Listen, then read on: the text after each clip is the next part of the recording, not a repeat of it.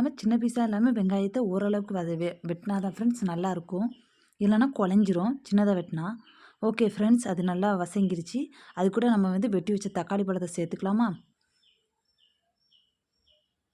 Okay friends, அதை போட்டாச்சு. அதையும் நல்லா கிண்டி விட்டுக்குவோம். நம்ம வந்து எதை செஞ்சாலும் தக்காளி பழம் போடணும்.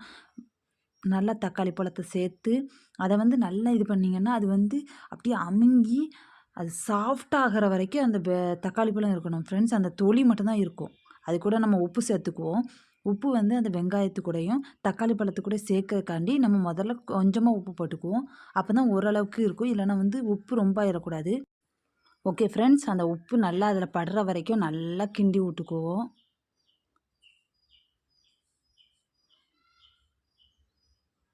ஓகே, உப்பு அது கூட சேர்ந்துருக்கும்னு நினைக்கிறேன் ஃப்ரெண்ட்ஸ். அதை நான் தக்காளி பழத்தை நல்லா அமுக்கி விட்டாதான் அது வந்து பிஞ்சிரணும்.